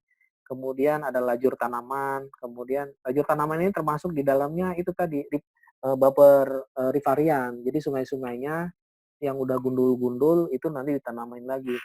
Nah, ini semua ini berdasarkan hasil ini potensi erosinya seperti ini. Karena SWOT itu mengeluarkan secara spasial potensi erosinya mana yang tinggi, mana yang rendah. Nah, hasilnya bisa untuk memanage si waduk sebelum turbin. Kemudian ini yang ketiga kita coba di Cimandiri juga. Tadi Pak Aru udah udah cerita ada penelitian di Cimandiri. Jadi kita tidak hanya dampak perubahan penggunaan lahan, tetapi RT RW-nya juga spatial planning kita nilai juga tuh dari Pemda. Sebenarnya dia bikin spatial planning ramah lingkungan nggak gitu. Jadi kita beta tes apakah dia bisa menyimpan air untuk mengurangi keringan, mengurangi banjir si RT RW-nya itu. Nah, karena ini saya juga jadi mengasih kuliah umum di jurusan planologi. Oh, agak jauh ke planologi kan. Tetapi memang di planologi sekarang kan yang membuat RT RW biasanya orang-orang planologi. Cuman sekarang persyaratannya orang planologi harus bisa hidrologi model menurut PU. Jadi mereka melakukan jurusan-jurusan planologi. Saya ngajarnya di IT waktu itu masih kuliah umum untuk memberikan bekal hidrologi sebagai dasar dari perencanaan wilayah. Jadi sekarang sudah mulai kemana-mana. Nah, di penelitian di mana di Cimandiri ini termasuk juga land use yang optimal seperti apa. Ini ada yang salah satunya base management practice mulai dari terracing, kontur, kemudian ada wetland sama pond juga coba kita pasang. Ini semuanya berdasarkan ada peraturannya yang kita ikutin ya. Kemudian hasilnya seperti ini. Ternyata di Land Use 2015 misalnya ini aliran permukaannya sampai 195 berbeda dengan tahun 94 karena emang land use-nya berbeda. Nah, memang ada kenaikan land use. Tetapi ternyata spatial planning mereka itu sangat tinggi sekali karena emang dikembangkan sampai ke pemukimannya tinggi karena kan emang Sukabumi udah mulai berkembang ya, termasuk dari pembangunan Bocini. Sekitar Bocini sekarang udah mulai berkembang perumahan-perumahan tuh. orang-orang Jakarta sekarang rumahnya di Sukabumi karena bisa langsung berangkat dari Sukabumi masuk tol. Nah, kemudian saya buat ini yang RT RW kita lengkapi dengan base management practice bisa meredus ini sedikit. Tapi kemudian ternyata mesti dikoreksi lagi si RT RW-nya supaya dia bisa lebih kecil lagi si surface runoff-nya. Karena surface runoff yang tinggi akan mengakibatkan banjir. Sedimen yield-nya juga bisa kita kurangin ini ya. Nah, ini beberapa desain wetland dalam pemodelan SWOT. Misalnya ini sebelum ke perairan, semua parameternya sebenarnya dihitung mulai dari evapotranspirasi, hujan yang masuk, dan aliran permukaan yang masuk ke wetland. Ini dalam model itu sebenarnya diperhitungkan. Kemudian dalam buffer strip, ini ada salah satu percobaan buffer strip yang dilakukan juga mulai dari tanaman, kemudian contour strip sama river. Ini ada hasilnya nih ternyata makin eh, makin area pertumbuhannya makin tinggi dalam subbasin, dia akan lebih naik. Tetapi ada nilai optimumnya ternyata, cuman 20% karena bisa meredus sampai 10% dari nitrat ya. Begitu juga dengan yang ini. Jadi ya itu tadi, ternyata kadang-kadang tidak linear dan hal itu bisa kita simulasi dulu dengan model karena sangat membantu sekali dalam perencanaan. Baik menggunakan wetland ataupun menggunakan buffer rivarian. Nah, itu tadi mungkin presentasi mungkin juga tidak begitu ini karena emang kalau saya lengkapin semua akan sangat panjang sekali. Panjang sekali. Ya, ini referensi yang saya pakai dalam tulisan ini, dalam presentasi ini. Terima kasih. Assalamualaikum warahmatullahi wabarakatuh. Waalaikumsalam warahmatullahi wabarakatuh. Barangkali selanjutnya kita lanjutkan pada sesi tanya jawab ya. Di sini ada pertanyaan dari Farha ya, Farha Dapas ini. Izin bertanya, kebanyakan daerah sempadan sudah dihuni penduduk dan ditanami tanaman seperti pisang, pepaya, ubi talas untuk kebutuhan konsumsi. Menurut Bapak, gimana dengan konsep buffer riparian? Nah, bagaimana Pak kira-kira ini dengan kondisi saat ini yang sudah berbeda ya? Ya. Uh,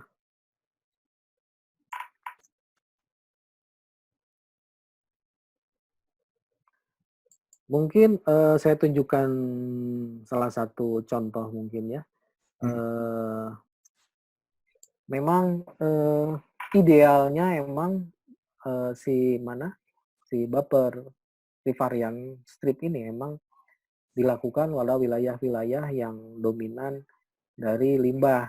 Kalau memang dari limbah pertanian, nah itu dilakukan setelahnya, jangan sebelumnya. Sebelumnya dipasang karena emang tidak efektif jadinya. Nah, kemudian dalam penerapannya memang kita mesti desain. Tidak semua wilayah yang saya jelaskan tadi bisa kita pasangin. Tetapi yang harus kita lihat itu tujuannya. Kalau misalnya kita mau cegat dari domestik, limbah domestik, berarti kita pasang setelahnya. Kalau kita mau pasang dari limbah pertanian, itu berarti dipasang aliran didasnya, subcatchment-nya setelah wilayah pertanian. Jadi memang kita mesti selektif, tidak semua wilayah kita pasangin karena emang biayanya juga kan sangat tinggi, terutama di Indonesia yang sudah itu tadi berubah jadi beton. Iya memang di sini juga di Cibinong nih hampir semua sungai-sungai udah beton. Dan tentunya ini menjadi salah satu ini tantangan karena kita harus mengasih pasukan ke Pemda. Oh, kalau mau ini sekitar satu segmen itu harus kita rubah menjadi ini sebelum masuk ke. Kalau di sini kayak kami karena Cibinong namanya ya, jadi Ci itu air, Binong itu mata, jadi banyak setu. Jadi sebelum air-air yang masuk ke setu itu harusnya dipasang mungkin beberapa segmen sekitar sekitar 100 meter sebelum masuk ke ini. Nah itu memang sebelum kita masukkan ke pihak yang berkepentingan, kita coba dulu dengan pemodelan tadi. Nah, nanti setelah itu baru kita rancang wilayah-wilayah mana aja. Kalau memang wilayah yang udah pemukiman dengan beton, ya itu kita tinggal. Tapi setelahnya kita pasang, itu mungkin baru itunya. masukannya kalau wilayahnya udah seperti itu. Ya, jadi memang harus ditahan juga ya akhirnya Ya. setelahnya ya. Barangkali ya menarik sekali ini ya. Selanjutnya ini tadi ada yang angkat tangan tadi ya, Muhammad Zafir kalau tidak salah ya. Mau bertanya?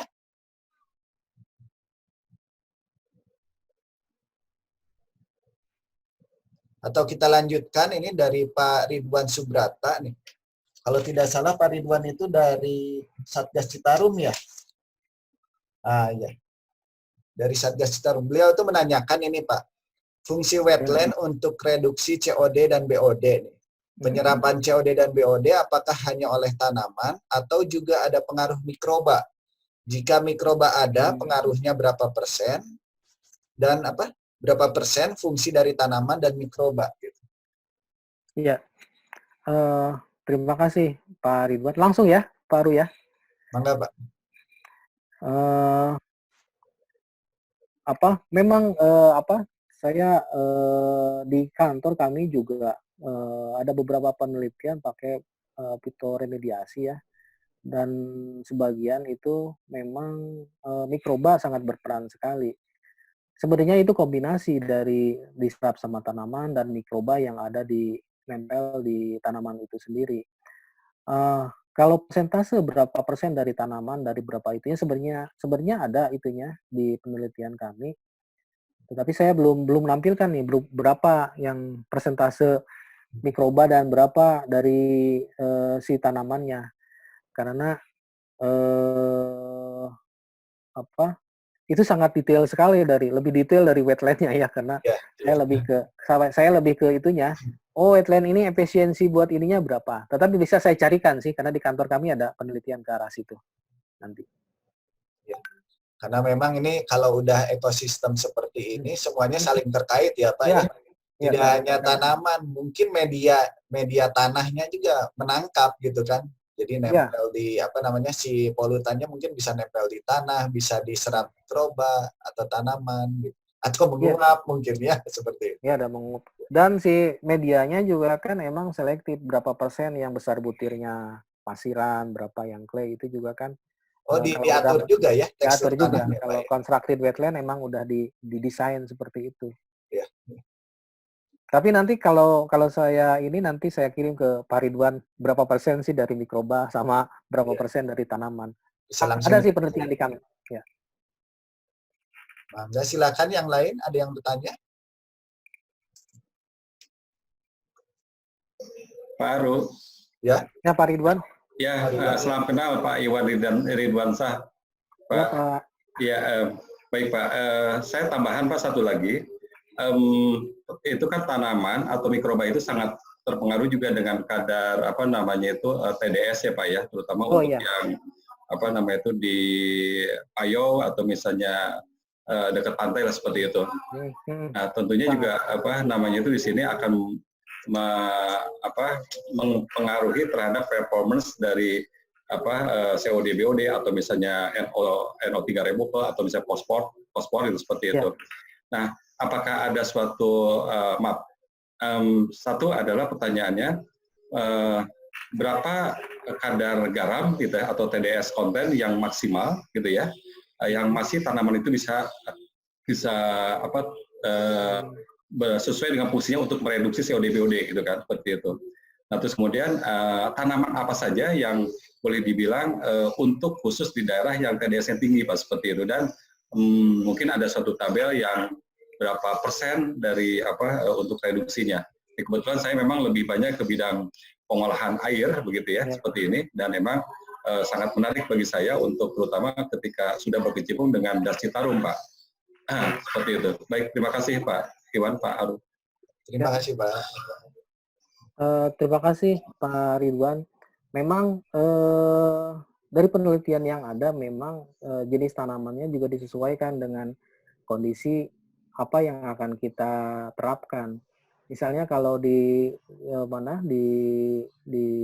yang kita lakukan itu, karena kami sebenarnya dari limnologi itu perairan darat Pak, tetapi kami emang nyemplung sedikit ke pesisir. Tetapi kebanyakan penelitian kami yang di wetland di kantor itu kebanyakan di perairan darat murni. Jadi kebanyakan tanamannya tanaman-tanaman yang tidak bukan untuk payau malah ya. Tetapi mungkin harusnya kalau diterapkan di daerah payau, mungkin tanaman-tanamannya kita pilih di jenis-jenis yang biasa tumbuh di mangrove seperti itu. Tetapi emang kami belum melakukan percobaan lebih jauh ke arah situ, Pak. Yang di pesisir. Berapa persen dia dibutuhkan untuk menyerap. Mungkin nanti kami bisa berkolaborasi dengan Puslit Oceanografi, mungkin mereka sudah punya nilai-nilai tersebut. Nah, sebagai informasi sebenarnya kami di kantor juga sedang ada penelitian nih ke arah pesisir. Jadi dampak dari catchment terhadap habitat di pesisir. Tahun ini sebenarnya berjalan, cuman karena ada COVID jadinya bubar semua. Jadi ujung-ujungnya kami jadi desk study jadi sebenarnya ada salah satu peneliti kami yang lagi menghitung itu di Cimandiri ya, di Cimandiri, karena emang berkaitan dengan habitat sidat. Nah, salah satunya di rawa pantai itu kita lagi ngitung sebenarnya ini berapa persen bisa menyerap polutan-polutan itu tadi, Pak. Nah, nanti di scale up sama saya di pemodelan hidrologi. Berapa sebenarnya kebutuhan untuk di satu muara sungai sih berapa sih wetland-nya untuk karena kan emang untuk kehidupan sidat dan organisme lainnya. Nah, tetapi si besaran yang Bapak tadi yang berapa persen redox ininya itu jadi terhambat karena penelitiannya di stop. Tetapi nilai-nilainya sebenarnya pihak oceanografi sudah neliti, nanti bisa saya searching ke sana, Pak. Gitu mungkin, Pak. Karena kami emang lebih ke darat di limnologi. Begitu, Pak Ru. Begitu ya. Terima kasih, Pak. Barangkali ini selanjutnya ini ya, ada dari Pak siapa ini? Farhad Apas ya. Izin bertanya lagi katanya, Pak, apakah sudah ada penelitian efek COVID-19 ya terhadap ekosistem wetland atau perairan darat lainnya akibat berkurangnya aktivitas masyarakat ya. Satu sisi berkurang aktivitas masyarakat ya di industri atau apa, tetapi di satu sisi yang tadi Bapak bilang ya, beban pencemaran sabun atau deterjen mungkin bisa berlebih gitu. Iya. Terima kasih. Ini sebenarnya menjadi satu topik yang menarik karena emang sekarang semua mungkin proposal yang diterima untuk penelitiannya harus berkaitan dengan COVID-19 ya. Dan beberapa memang sudah dilakukan, termasuk penggunaan air juga itu kan sangat penting. Berapa banyak penggunaan air sekarang setelah COVID? Mungkin itu tadi di kantor, tapi kan di rumah sekarang penggunaan air akan lebih banyak. Profesor Hidayat Pawitan itu memberikan estimasi sekarang mungkin kebutuhan air karena terlalu seringnya cuci tangan dan mandi mungkin hampir 3 kali lipat, sehingga saran dia memang metode cuci tangannya memang harus benar-benar ada prosedurnya. Misalnya pertama membasahi pakai sabun. Nah, selama membasahi sama pakai sabun itu kerannya matikan gitu. Jangan ngocor terus. Karena kalau begitu itu terus bisa menambah kebutuhan air sangat tinggi sekali gitu ya. Nah, itu yang pertama. Yang kedua sekarang dampaknya terhadap wetland dan perairan umum lainnya tentu juga setelah sudah saya jelaskan itu sangat tinggi sekali. Ini baru hipotesis kami karena emang itu tadi penggunaan sabun, kemudian deterjen, kemudian juga sekarang disinfektan juga kan ada kalau nggak salah di beberapa waktu yang lalu di Solo itu cacing-cacingnya pada keluar. Mungkin itu juga semprotan disinfektan, begitu terjadi hujan si disinfektannya kan meresap ke dalam tanah. Nah, itu si cacing-cacingnya karena disinfektan pada keluar karena ada. Tapi dari situ kita bisa tahu itu merupakan pencemaran kan, karena emang satu gangguan. Karena disinfektan kan untuk mematikan bakteri COVID maksudnya. Tetapi kan kalau begitu masuk ke perairan, itu bakteri-bakteri yang menguntungkan di perairan Sama. itu juga akan mati juga. Nah, itu akan menjadi penelitian yang menarik. Sebenarnya belum ada penelitian, tetapi kalau kita mengajukan proposal, saya pikir kansnya akan tinggi sekali karena sekarang pemerintah sedang melihat penelitian-penelitian yang terkait dengan COVID akan lebih diutamakan kalau diliti gitu.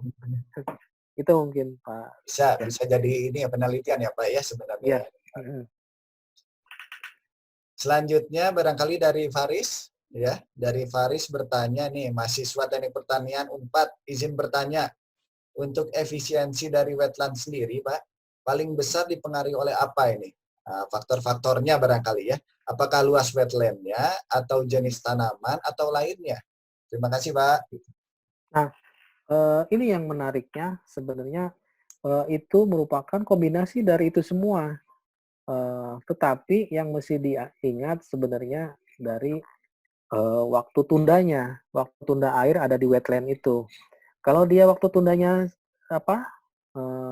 Cuman mampir sebentar, itu sebelum terserap juga udah jadi output dari wetland kan, jadi daya serapnya rendah.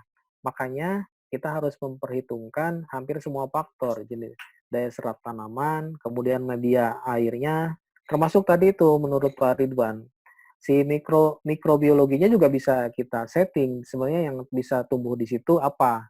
Kalau penelitian di kantor ada lebih ke arah situ. Nah, dari semua faktor itu kombinasi, nah itu yang mempengaruhi efisiensi dari si wetland ini. Tetapi yang mesti diingat, memang waktu tunda air lah yang bukan jadi faktor ini, tapi dia menjadi salah satu faktor yang penting untuk supaya proses yang terjadi itu berjalan. Kita harus menghitung uh, air masuk air masuk berapa lama dia tersimpan di dalam sistem itu kan. Kalau dia terlalu cepat, prosesnya tidak berjalan dengan baik. Nah, itu mungkin saya tidak bilang mana yang efisien yang paling banyak, tetapi yang penting itu yang waktu tunda harus diperhitungkan sekali. Water retention ya. Retention time-nya. Sama Retention halnya time. seperti apa namanya digester atau water treatment juga kan itu butuh ya, kalau ada mikroorganisme atau tanaman. Mereka butuh waktu lah untuk menyerap dan mengendap misalnya seperti itu. Ya. Nah, kalau misalnya airnya terlalu cepat ya Pak ya berarti kan itu terflush ya. Jadi tidak nempel istilahnya. Tidak nempel. Gitu. Butuh waktu ya. Jadi barangkali 1 hari dengan 2 hari pasti akan berbeda efisiensi. Berbeda. Gitu ya. Nah, itu tugasnya emang kita mencari yang optimum. Berapa? Ya, karena kalau misalnya terlalu lama kita ini, berarti kita butuh wetland yang terlalu besar ya Pak ya. Iya, iya. Jadi nggak efisien. Nah, disitulah engineer ya bermain ya. Rekayasanya seperti apa sehingga kita dapat optimum nanti ya efisien. Selanjutnya ini ada Anissa ya. Anissa izin bertanya, apakah adanya wetland berpengaruh terhadap iklim? Nah, ini pertanyaan yang pertanyaannya sedikit tapi jadi global, jadi kemana-mana. Ya. Karena emang pertama ya tentunya ada dampaknya, tetapi harus kita buktikan ya. Pertama dengan ada wetland berarti si penguapan juga akan berbeda, evapotranspirasi kan akan berbeda dengan tanpa ada wetland. Begitu ada wetland, si suhu permukaan juga akan lebih rendah kan seperti saya jelaskan tadi. Tentunya secara mikro iklim itu nanti ada dampaknya dan tergantung besaran dari wetlandnya tadi. Karena kan wetland yang dibangun biasanya mungkin ada beberapa wetland yang dibangun di perumahan-perumahan, nah itu tidak begitu besar. Berdampak iklim secara global tidak begitu terasa, tetapi dari mikro itu tentunya akan ada dampaknya. Pertama mungkin dari sisi iklim sendiri akan berubah seperti saya jelaskan tadi.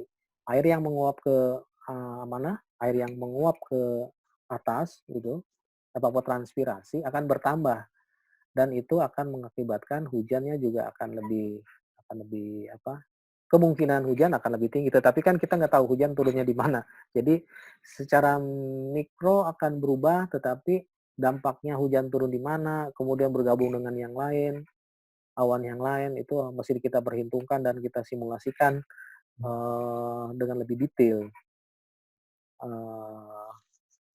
Mungkin bisa juga dilakukan percobaan, tetapi harus benar-benar dengan skala yang terukur semua, Pak Aru.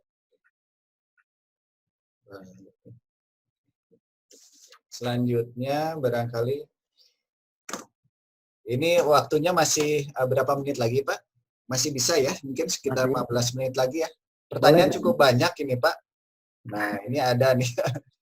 Barangkali ada Sidik mau bicara langsung atau saya bacakan? Sidik Burhani. Ya, halo. Ya, Pak Sidik ya. Ya, Assalamualaikum warahmatullahi wabarakatuh. Waalaikumsalam warahmatullahi wabarakatuh, Pak Sidik.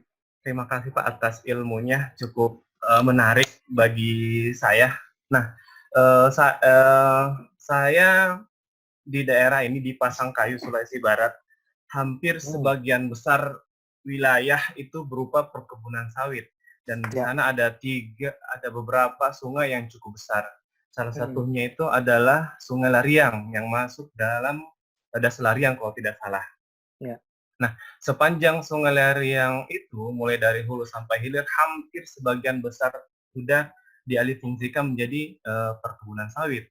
Ya. Dan di daerah Muara, beberapa kegiatan penambangan tradisional untuk galian C seperti pasir dan lain-lain sebagainya. Nah, ini juga saya melihat dalam 10 tahun terakhir, saya melihat terjadi perubahan aliran terhadap sungainya, Pak. Dalam arti menambah lebar bagian dari sungai.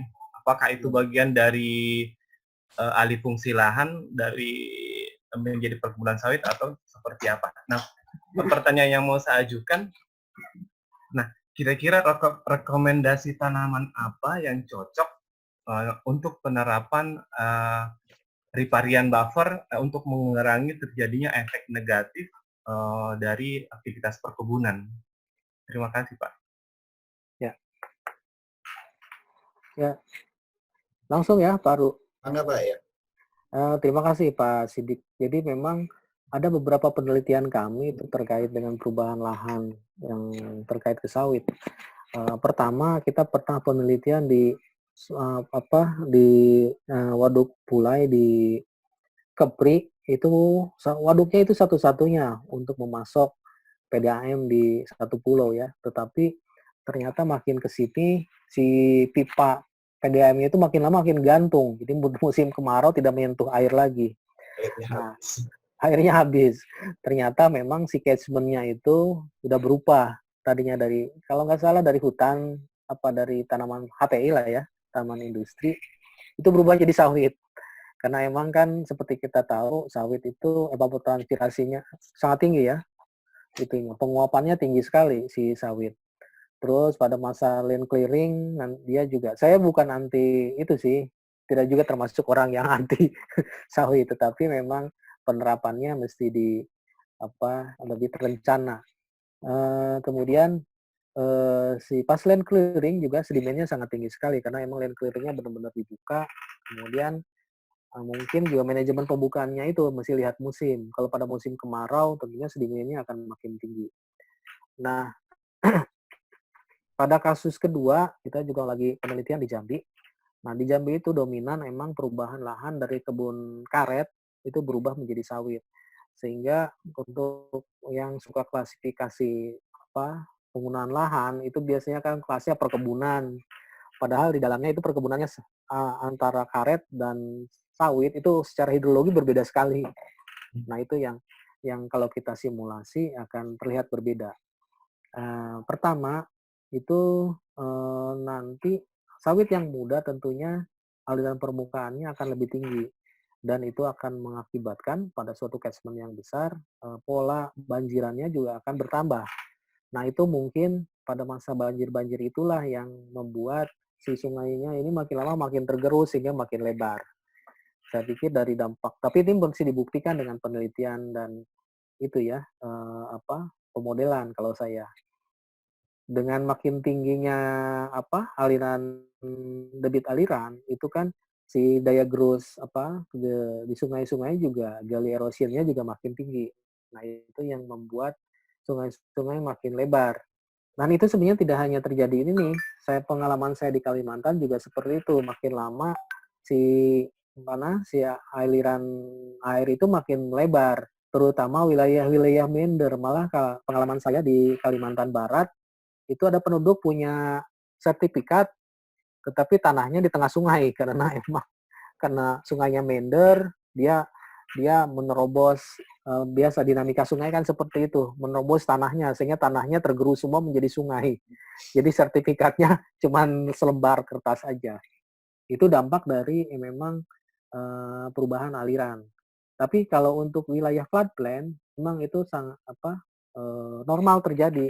Misalnya wilayah-wilayah Kalimantan, bagian hilirnya itu kan perubahan pola aliran, meandering, terus point bar, semua kan itu memang dinamika sungai yang masih berjalan. Tetapi memang kita harus melihat polanya, jadi jangan sampai daerah ini akan tergerus, malah dibikin suatu bangunan yang penting, misalnya rumah sakit, dan lain sebagainya, nanti akan habis juga. Itu pentingnya dari penelitian sebelum ini. Dan saya juga pernah kerja dengan WWF, kerja di Kalimantan Barat juga. Itu salah satunya menanggulangi si erosi tebing itu. Dan waktu itu memang ada mahasiswa dari Prancis, dia mengukur tuh kecepatan dari penggerusannya. Jadi dia pakai patok-patok yang dalam suatu waktu diukur berapa lama dia tergerusnya. Nah, selama saya kadang-kadang saya kan mungkin hampir sekitar setengah bulan di lapangan, itu kadang-kadang ikut dengan mereka, itu memang mereka lebih ke memilih tanaman-tanaman lokal yang ada di situ, karena memang tetapi nanti dipisahkan mana yang akarnya bisa lebih menahan, tetapi yang ini tidak terlalu kuat perakarannya sehingga begitu ada banjir malah terbawa seperti saya jelaskan itu. Jadi memang kita bisa pilih-pilih, karena emang kalau kita pilih dari luar juga tidak begitu bagus juga. Ada beberapa kasus setu-setu di mana Pemda Cibinong ini juga sebagian blooming tanaman juga. Itu karena emang ada beberapa tanaman luar yang invasif yang masuk ke situ. Jadi bagusnya emang milih tanaman yang lokal yang sesuai dengan kriteria yang kita butuhkan untuk menahan erosi itu. Mungkin model rumput-rumputan yang di Kalimantan itu, kalau Kalimantan Tengah saya sering lihat itu bisa menahan meredam lah si erosi tebing itu. Itu mungkin Pak Sidik. Udah ya, ada lagi nggak? Cukup Pak Iwan, terima kasih. Apa yang dijelaskan Pak Iwan, fenomena-fenomena itu benar terjadi. Seperti misalkan ketika terjadi hujan pada daerah hulu, sementara daerah hilir tidak terjadi hujan, 2-3 jam setelah itu tiba-tiba terjadi banjir pada daerah hilir. Nah, fenomena itu sudah terjadi di daerah kami. Mungkin itu dampak dari alih fungsi lahan. Oke, terima kasih Pak Iwan atas penjelasannya. Assalamualaikum warahmatullahi wabarakatuh. Barangkali satu lagi nih ya Pak ya, pertanyaan ini terakhir ini. Ya, sebenarnya ada 2 nih, tapi yang terakhir mungkin ya waktunya sudah cukup ini juga sampai jam 10 ini. Terkait dengan ini, dari pertanyaan dari Rizky Ayu, mahasiswa teknik pertanian. Dalam pembuatan fitoremediasi biasanya menggunakan floating plant. Dari yang saya baca biasanya menggunakan eceng gondok, khususnya dalam remediasi N dan P. Dan yang saya tahu tanaman eceng gondok itu akan menyebabkan gulma di perairan. Nah, ini bagaimana caranya nih supaya eceng gondok tersebut tidak menjadi gulma? Demikian Pak. Ya, memang eceng gondok itu antara teman dan musuh jadinya. Saya teringat waktu dulu Indonesia Power juga menawarkan itu. Karena mereka menanggulangin eceng gondok itu mungkin 1 miliar kali ya per tahun untuk penanganan eceng gondok yang masuk ke Saguling. Karena kan itu di mana, di jembatan dekat setelah Nanjung itu ada jembatan, di bawahnya itu mesti mengangkat eceng gondok dengan ekskavator yang tiap hari, mungkin juga biayanya sekitar segitu juga. Waktu itu mereka menawarkan kalau bisa ada manajemen penanggulangan yang lebih efisien dari segi biaya, pasti dipakai katanya gitu. Karena emang si eceng gondok ini sangat mengganggu sekali, terutama untuk aktivitas waduk Saguling. Dan beberapa tempat juga, termasuk di bawahnya sekarang di waduk mana, Cirata dan Jatiluhur, itu juga jadi masalah. Saya pernah melakukan penelitian remote sensing sebenarnya untuk pemetaan water quality dengan satelit image. Itu waktu itu tutupan tutupan si ininya sangat tinggi sekali, si eceng gondoknya. Dan waktu itu sedang didata juga di sensus itu KJA untuk dikeluarkan dari Cirata waktu itu. Dan memang hasil penelitiannya itu, karena dari remote sensing nih, water quality ya, hasil remote sensingnya itu pada wilayah-wilayah yang banyak eceng gondoknya, justru nutriennya rendah karena emang terserap sama eceng gondok. Memang secara ini dualisme yang agak susah ya, dari sisi itu mengurangi nutrien, menyerap total N total P. Tapi kalau tidak kita kontrol, itu menjadi suatu bahaya juga, nantinya hampir semua waduk tertutupin. Jadi memang intinya kita harus mengontrol si eceng gondok ini dan menempatkan pada tempatnya. Misalnya, nah itu dia, kita harus mapping wilayah-wilayah input nutrien yang tinggi sebelah mana. Dan tentunya itu bisa dilakukan pakai pemodelan SWOT itu dulu, kita simulasi, nanti kita lihat tuh dari masing-masing sungai masuknya mana yang paling tinggi. Walaupun pakai ini juga pakai field sampling juga kan sebenarnya bisa, cuma kan berapa biaya yang dibutuhkan untuk kalau ada mungkin 20 sungai yang masuk, itu waktu dan biaya untuk menganalisis semua, dan satuan waktu berapa banyak, itu kan mesti biayanya banyak sekali. Nah, kalau saya sih biasanya disimulasi dulu, dari itu baru nanti disampling untuk kalibrasi, kemudian yang tinggi-tinggi baru kita pasangin, tidak hanya eceng gondok, tetapi teknik-teknik wetland yang lain, kemudian buffer riparian juga bisa dipasang. Nah, baru kita kontrol. Termasuk si eceng gondok biasanya dipakai juga untuk ini kan. Tetapi penelitian kami di Maninjau itu memang si eceng gondoknya kan terkontrol pada suatu luasan ponton. Nah, jadi tidak menyebar kemana-mana. Nah, mungkin pada wilayah-wilayah yang tinggi mesti kita batasin penyebarannya dari situ. Dan intinya juga kita mesti panen. Nah, itu mungkin berkaitan dengan manajemen kapan dipanen dan hasil panennya digunakan untuk apa, apakah bisa didaur ulang menjadi pupuk atau barang kerajinan seperti rawa pening dan lain sebagainya. Itu mungkin intinya mesti dikontrol, walaupun itu memang sangat berguna sekali untuk menyerap nutrien. Gitu, Pak Aru. Ya, baik. Ya, barangkali tepat ini pas jam 10 ya. Ini memang ada pertanyaan, barangkali nanti bisa ditanyakan langsung ke Pak Iwan ya, terkait dengan ya mungkin ada satu pertanyaan lagi gitu. Tapi waktu sudah barangkali tidak memungkinkan ya, nanti bisa ditanyakan. Ini terima kasih ini atas ilmu yang diberikan Pak Iwan. Ini sangat berharga sekali ya, karena memang kita juga butuh wawasan yang lebih nih dari senior peneliti ini untuk menambah keilmuan gitu.